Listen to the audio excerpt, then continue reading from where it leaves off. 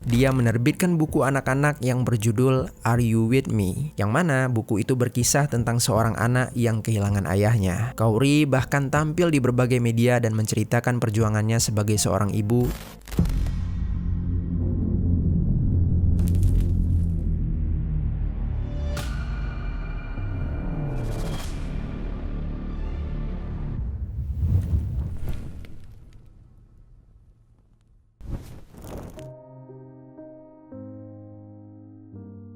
Halo pendengar kisah, selamat datang kembali di channel ini, tempat di mana kita akan membahas kisah-kisah kriminal nyata yang terjadi di seluruh dunia. Aku doakan semoga kalian semua yang sedang menonton video ini dalam keadaan sehat walafiat dan dijauhkan dari mara bahaya.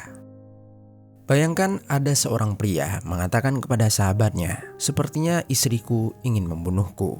Ucapan itu tidak dipercaya. Semua orang mengira dia hanya sedang panik saja setelah mengalami alergi pada tubuhnya. Namun hanya beberapa minggu kemudian, pria itu benar-benar tewas. Awalnya kematian tersebut dianggap wajar, hingga hasil toksikologi mengungkapkan sesuatu yang mengubah penyelidikan menjadi salah satu kasus pembunuhan paling menyita perhatian di Amerika Serikat. What's your first name?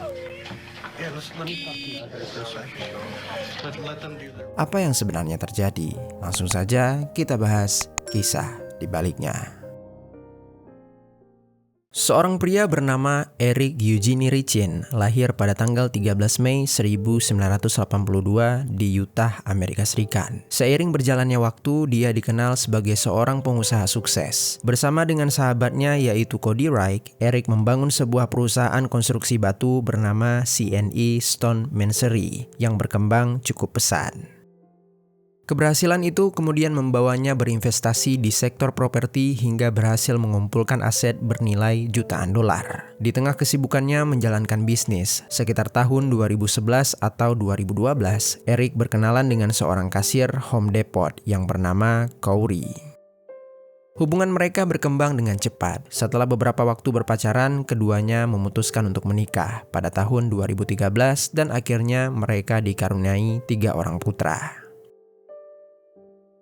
Di mata sanak saudara, keluarga Eric tampak seperti keluarga yang nyaris sempurna. Eric terus mengembangkan bisnisnya sementara istrinya Kouri membangun karir di bidang real estate dengan mendirikan K. Richin Realty, sebuah perusahaan yang bergerak dalam pembelian, renovasi, dan penjualan kembali sebuah rumah. Kehidupan mereka terlihat mapan dan tidak ada yang menyangka bahwa di balik citra tersebut, masalah besar perlahan mulai tumbuh. Bisnis yang dijalankan oleh Kouri ternyata tidak berkembang seperti yang diharapkan. Sejumlah proyek mulai merugi, utang terus bertambah, sementara kebutuhan modal semakin besar. Tekanan finansial itu semakin berat dari waktu ke waktu hingga akhirnya mendorong Kouri untuk mengambil keputusan yang menjadi titik balik dalam rumah tangga mereka. Pada tahun 2019, tanpa sepengetahuan dari Eric, Kouri diduga memalsukan tanda tangan suaminya dan menggunakan surat kuasa untuk mengajukan pinjaman Home Equity Line of Credit senilai $250.000 Amerika Serikat dengan menjadikan rumah keluarga sebagai jaminannya. Dana tersebut kemudian dia gunakan untuk menopang bisnisnya yang sedang mengalami kesulitan. Selama hampir 1 tahun, Eric sama sekali tidak mengetahui keberadaan pinjaman tersebut. Hingga pada Oktober 2020, dia menemukan sendiri dokumen-dokumen yang berkaitan dengan perusahaan pinjaman yang bernama Home Equity Line of Credit. Saat itulah Eric menyadari bahwa rumah keluarganya telah dijadikan jaminan tanpa persetujuan dirinya. Penemuan itu ternyata menghancurkan kepercayaan yang selama ini telah dia berikan kepada sang istri. Eric segera memblokir seluruh kartu milik Kouri dan mengambil alih kendali atas keuangan keluarga. Meski Kouri meminta maaf dan berjanji akan menyelesaikan seluruh utangnya, kondisi bisnisnya justru terus memburuk. Nilai pinjaman semakin membengkak sementara risiko terhadap aset keluarga ikut meningkat. Merasa masa depan keluarganya mulai terancam, Eric memutuskan mengambil langkah untuk melindungi seluruh harta yang telah dia bangun selama bertahun-tahun. Masih pada bulan Oktober 2020, tanpa sepengetahuan istrinya, dia menemui seorang pengacara perencanaan warisan. Dalam pertemuan itu, Eric mencoret nama Corey sebagai penerima manfaat polis asuransi jiwa senilai $500.000 Amerika Serikat. Kemudian dia memindahkan rumah keluarga serta sebagian aset bisnisnya ke dalam sebuah trust yang dikelola oleh saudara perempuannya. Mulai sejak saat itu, sebagian besar aset Eric tidak lagi dapat diakses secara langsung oleh istrinya apabila sesuatu terjadi pada dirinya. Hubungan mereka pun juga secara perlahan berubah. Di hadapan keluarga dan orang-orang di sekitaran mereka, rumah tangga Eric masih terlihat baik-baik saja. Namun di balik kehidupan yang tampak tenang itu, kepercayaan telah runtuh. Eric berusaha melindungi seluruh aset yang dia miliki, sementara istrinya masih dibayangi tekanan finansial yang semakin besar. Singkat cerita, pada hari Senin tanggal 14 Februari 2022, pagi itu Eric sempat pulang ke rumah setelah mengantarkan ketiga putranya ke sekolah. Saat memasuki dapur, dia melihat istrinya sedang menyiapkan sesuatu. Namun karena harus segera berangkat bekerja, Eric tidak banyak bertanya. Sebelum berangkat, Corey mengatakan kalau dia telah menyiapkan sebuah kejutan hari Valentine di dalam mobil Eric. Eric hanya tersenyum, lalu melanjutkan aktivitas seperti biasa. Di dalam mobil dia menemukan sebuah sandwich dari restoran favoritnya lengkap dengan secari catatan berisi ucapan hari Valentine dari sang istri. Sandwich itu baru dia makan beberapa jam kemudian saat perjalanan pulang setelah menyelesaikan pekerjaannya. Namun baru beberapa gigitan, Eric langsung menyadari ada sesuatu yang tidak biasa pada rasa sandwich tersebut. Tak lama kemudian tenggorokannya mulai terasa sesak. Tubuhnya dipenuhi rasa gatal sementara nafasnya perlahan semakin berat. Dengan kondisi yang terus memburuk, Eric berusaha menyetir pulang sebelum akhirnya dia berhasil tiba di rumah. Sesampainya di rumah, dia segera menggunakan EpiPen, yaitu alat suntik otomatis yang berisi obat epinefrin untuk mengatasi reaksi alergi berat. Dan dia juga mengonsumsi Benadryl, obat alergi untuk meredakan reaksinya. Perlahan kondisi Eric mulai membaik, meski tubuhnya masih sangat lemas hingga akhirnya dia tertidur karena sangat kelelahan. Malam harinya, setelah merasa cukup pulih, Eric menghubungi dua sahabatnya secara terpisah. Kepada keduanya, dia menceritakan kejadian aneh yang baru saja dia alami. Bahkan kepada salah seorang sahabat yang begitu dekat, Eric sempat berkata, "Sepertinya Corey ingin membunuhku." Namun, ucapan itu tidak benar-benar dianggap serius. Kedua sahabatnya mengira Eric hanya sedang panik setelah mengalami reaksi yang begitu hebat. Di waktu yang hampir bersamaan, Corey diketahui tidak berada di rumah. Malam itu, dia justru menghabiskan hari Valentine bersama seorang pria lain yang belakangan diketahui sebagai selingkuhannya. Bagi orang-orang di sekitaran mereka, kejadian hari itu tidak lebih dari sebuah reaksi alergi yang nyaris merenggut nyawa Eric. Dan tidak ada yang menyadari bahwa hanya berselang beberapa minggu kemudian, tragedi yang jauh lebih besar akan benar-benar terjadi. Hari Kamis malam tanggal 3 Maret 2022. Hari itu, Corey baru saja berhasil membeli sebuah rumah untuk bisnis real estate-nya. Malam hari, dia mengajak Eric merayakan keberhasilan tersebut dengan menikmati segelas Moscow Mule. Ajakan itu sempat membuat Eric heran. Selama bertahun-tahun menikah, mereka sangat jarang merayakan transaksi bisnis dengan minum koktail di dalam rumah. Namun setelah Corey terus membujuknya, Eric akhirnya mengiyakan. Saat menyiapkan minuman di dapur, Corey diam-diam mengeluarkan beberapa pil fentanyl yang sebelumnya dia beli secara ilegal. Pil-pil itu dihancurkan hingga menjadi bubuk, lalu dia campurkan ke dalam salah satu gelas Moscow Mule.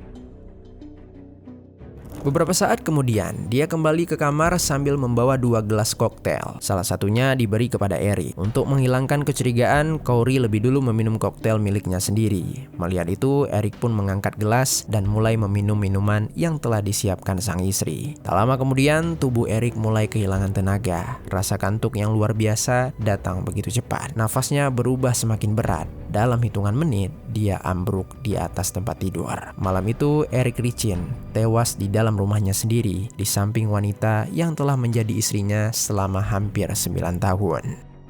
Corey di saat itu hanya terdiam. Dia tidak segera mencari bantuan. Alih-alih menghubungi layanan darurat, dia masih menggunakan ponselnya. Sejumlah pesan diketahui dikirim. Beberapa percakapan dihapus sebelum akhirnya dia meninggalkan kamar utama dan memilih tidur di kamar salah satu anak mereka. Baru sekitar pukul 3:22 dini hari, Corey menghubungi pihak kepolisian 911. Dengan suara panik, dia melaporkan bahwa dirinya baru saja menemukan sang suami tidak bernafas setelah kembali ke kamar utama. Tak lama kemudian, polisi dan tim medis tiba di rumah tersebut. Namun saat pemeriksaan dilakukan, mereka mengonfirmasi kalau Eric benar telah meninggal dunia. Kematian Eric pada dini hari tanggal 4 Maret 2022 awalnya dianggap sebagai kematian mendadak. Namun beberapa minggu kemudian hasil pemeriksaan toksikologi mengubah arah penyelidikan sepenuhnya. Eric dipastikan meninggal akibat overdosis fentanyl yang masuk melalui saluran pencernaannya. Jumlahnya pun bukan dalam kadar biasa. Berdasarkan hasil pemeriksaan, kadar fentanyl di dalam tubuh Eric mencapai hampir 5 kali lipat dari dosis yang diketahui dapat mematikan manusia. Temuan itu langsung memunculkan pertanyaan besar. Eric tidak memiliki riwayat menggunakan fentanyl. Dia juga tidak pernah menjalani pengobatan yang melibatkan obat-obatan tersebut. Artinya, kemungkinan overdosis yang terjadi secara tidak sengaja menjadi sangat kecil. Kini penyidik harus mencari jawaban atas satu pertanyaan. Siapa yang memberikan fentanyl kepada Eric? Orang pertama yang dimintai keterangan tentu saja adalah Corey Ritchie, istrinya, karena dia merupakan orang terakhir yang bersama Eric sebelum kematiannya. Corey lalu menjelaskan bahwa malam itu dia sempat membuatkan segelas Moscow Mule untuk suaminya sebelum akhirnya dia memilih tidur di kamar salah satu anak mereka. Menurut pengakuannya, dia baru kembali ke kamar utama setelah menidurkan anaknya beberapa jam kemudian, dan dia pun sangat terkejut ketika menemukan Eric sudah tak lagi bernafas. Sekilas keterangan itu terdengar masuk akal, namun tidak lama kemudian keluarga Eric datang membawa informasi yang mengubah arah penyelidikan. Mereka mengungkap bahwa hanya beberapa minggu sebelum meninggal, Eric pernah mengalami reaksi tubuh yang sangat parah setelah memakan sandwich pemberian Corey pada hari Valentine.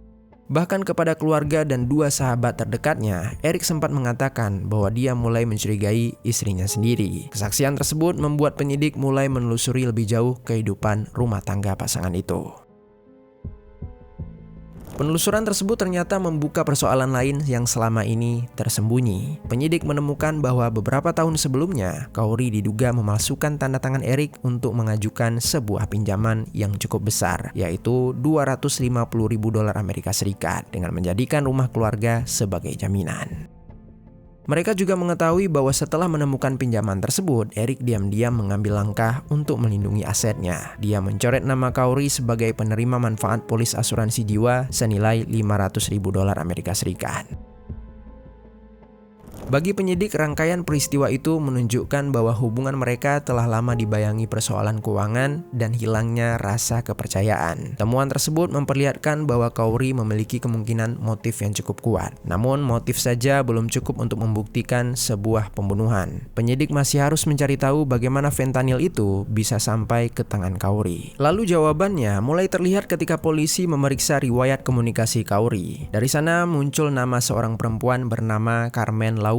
Saat diperiksa, Carmen mengaku bahwa Corey pernah memintanya mencarikan fentanyl secara ilegal. Dia juga mengaku telah 2 kali membantu memperoleh obat tersebut atas permintaan Corey, termasuk beberapa hari sebelum Eric meninggal dunia. Keterangan itu kemudian diperkuat oleh data lokasi ponsel Carmen yang sesuai dengan lokasi transaksi fentanyl tersebut. Investigasi kemudian beralih ke perangkat digital milik Corey. Hasil forensik menunjukkan bahwa keterangannya kepada polisi tidak sepenuhnya sesuai fakta. Corey mengaku langsung tidur setelah meninggalkan kamar utama. Namun data dari ponselnya menunjukkan bahwa perangkat tersebut tetap aktif sepanjang malam. Sejumlah pesan diketahui dikirim, diterima bahkan dihapus pada rentang waktu ketika dia mengaku sedang tidur. Di dalam ponsel itu juga terdapat pencarian informasi tentang berapa dosis fentanyl yang dapat mematikan. Apakah polisi bisa melacak obat ilegal jika korbannya dikremasi. Dan setelah Eric meninggal, dia juga mencari cara menghapus data dari iPhone serta apakah pesan yang telah dihapus masih bisa dipulihkan oleh penyidik. Meski bukti yang dimiliki terus bertambah, polisi tetap tidak terburu-buru melakukan penangkapan. Mereka memilih memastikan bahwa setiap temuan saling menguatkan sehingga dakwaan pembunuhan berencana dapat dipertahankan di pengadilan nanti. Lalu akhirnya selama lebih dari 1 tahun, penyelidikan kasus ini berlangsung tanpa banyak diketahui oleh publik. Di lain sisi, Kaori menjalani kehidupannya seperti biasa. Dia menerbitkan buku anak-anak yang berjudul Are You With Me? Yang mana buku itu berkisah tentang seorang anak yang kehilangan ayahnya. Kaori bahkan tampil di berbagai media dan menceritakan perjuangannya sebagai seorang ibu yang terus berusaha membantu ketiga putranya melewati masa duka. Di mata masyarakat, Kaori tampak seperti seorang janda yang berusaha bangkit dari sebuah kehilangan. Namun tanpa disadari oleh Kaori, penyidik terus menyusun setiap kepingan-kepingan bukti hingga membentuk satu rangkaian yang utuh. Setelah lebih dari 1 tahun melakukan penyelidikan, polisi akhirnya meyakini bahwa bukti yang telah mereka miliki sudah cukup untuk membawa perkara ini ke pengadilan. Pada tanggal 8 Mei 2023, Kaori Ricin resmi ditangkap. Dia didakwa atas pembunuhan yang cukup berat, kepemilikan zat terlarang, serta jumlah tindak pidana lain yang berkaitan dengan dugaan penipuan dan pemalsuan dokumen keuangan. Bahkan entah mengapa, sampai saat video ini dibuat, proses hukum terhadap Kaori Ricin masih terus berlangsung. Jaksa meyakini bahwa seluruh rangkaian bukti yang telah dikumpulkan menunjukkan kematian Eric bukanlah sebuah kecelakaan, melainkan pembunuhan yang telah direncanakan. Di sisi lain, tim kuasa hukum Kaori tetap membantah seluruh dakwaan tersebut dan menyatakan bahwa klien mereka tidak bersalah. Namun, di balik perdebatan hukum yang masih berlangsung, ada pihak yang harus menanggung luka paling dalam. Bukan jaksa, bukan penyidik, melainkan ketiga putra Eric dan juga Kaori. Dalam salah satu victim impact statement yang dibacakan di pengadilan, mereka menyampaikan permohonan yang seharusnya tidak pernah diucapkan oleh seorang anak. Mereka meminta hakim menjatuhkan hukuman penjara seumur hidup kepada ibu kandung mereka sendiri. Bukan karena kebencian, melainkan karena hanya dengan cara itulah mereka merasa aman. Ironisnya, semasa hidup, Eric berusaha mempertahankan keluarganya dan melindungi masa depan ketiga putranya. Namun pada akhirnya, anak-anak itu bukan hanya kehilangan ayah yang selama ini menjaga mereka, tetapi juga harus menghadapi kemungkinan kehilangan ibu mereka melalui proses hukum yang masih berlangsung. Dari luar, keluarga ini pernah terlihat sebagai keluarga yang mapan dan harmonis. Namun di balik kehidupan itu, persoalan keuangan, hilangnya rasa percaya, dan serangkaian keputusan-keputusan yang diambil secara diam-diam perlahan menghancurkan semuanya. Pada akhirnya, kasus ini bukan hanya tentang kematian seorang suami. Kasus ini menjadi pengingat bahwa ketika kepercayaan dalam sebuah keluarga mulai runtuh, dampaknya dapat meluas jauh melampaui hubungan antara dua orang. Dan seperti banyak tragedi lainnya, pihak yang paling menderita seringkali adalah mereka yang sama sekali tidak memiliki andil atas semua yang terjadi, yaitu anak-anak mereka. Sekian kisah hari ini, mudah-mudahan ada pelajaran baik yang dapat kita ambil. Sampai jumpa di kisah selanjutnya. Dengar kisah. Sebelum kita lanjut, kami mau rekomendasiin salah satu produk yang bisa kalian beli di fitur belanja di bawah. Ancient Electric Saver, alat cukur yang paling banyak diincar para pria. Dengan ukurannya yang mini, bikin gampang untuk dibawa kemana-mana. Desain cukurnya juga sudah memiliki teknologi ultra thin serta double ring, dapat mengikuti bentuk wajah, sehingga mudah diaplikasikan ke bagian yang sulit dijangkau. Bagian kepala dari alat ini bisa langsung dicopot karena memakai magnet dan sudah waterproof juga. Jadi aman jika langsung dicuci pakai air. Kalau kalian tertarik dengan produk ini, langsung klik link yang ada di bawah.